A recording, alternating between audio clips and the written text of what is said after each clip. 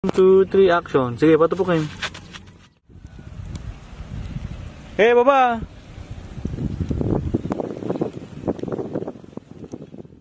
Okay, ito yung arko. Ito yung sinasabi ko sa inyo na last na barangay na papasukin natin dito sa Nueva Ecija. Pagkalagpas ko na ng barangay, sorry. Last na bayan pala. So, itong bayan ng Likab ng Nueva Ecija. Yan, ito yung huling bayan na papasukin. Tapos, pagkalagpas ko na to, pag nalagpasan ko na yung bayan ng Likab, Nueva Ecija, na siya, Victoria, Tarlac na. Kaya mag-abang-abang pa kayo kung kung ano pa yung mga darating pang updates. Yan.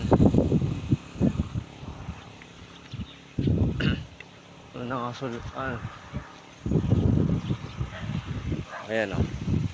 Tapos nakasulat sa may likuran niya. Kasi nakasulat sa likuran niya, ingat po kayo. Yan, iwasan na yan. So ayan siya. Yan na lang yung yung lalagpasan nating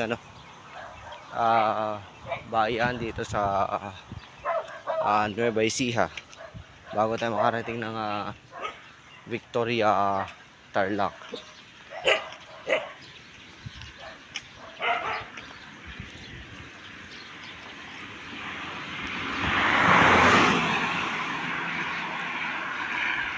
Di bale, oras natin ngayon is 3:45. Wala akong idea kung ilang kilometro to. And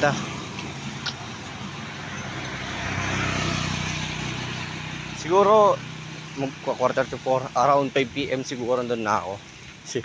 Around 5 PM, ang lakas ng loob eh.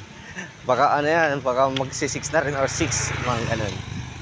Kasi medyo may medyo may kahabaan lang ng konti.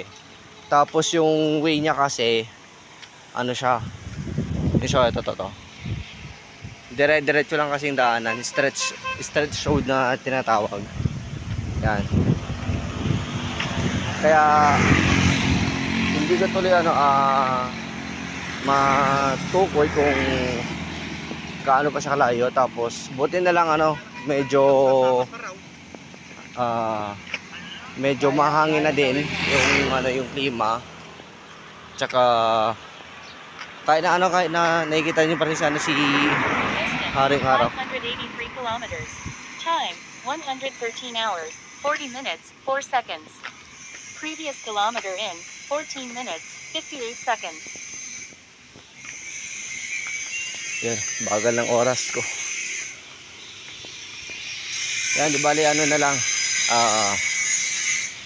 Yun na yung ito na yung huling bayan na lalagpasan natin dito sa part ng Garcia para makarating na tayo ng finish line sa Victoria, Tarlac. Yan. Di bali, ito na lang yung parang huling ewan ko kung anong tamang term. Kalimutan ko na, basta yun na. Kita-kita lang ulit mamaya para sa mga iba pang updates, and i-update ko din kayo. Malapit na ako sa mismong finish line ko or sa pagpasok ko. Kasi hindi ko pa alam yung talaga, yung way nito kung meron din na may kitang arko. Yan, sana may arko sa kasi hindi ko pa talaga ito na daanan eh. Yan, kita-kita lang po ulit mamaya.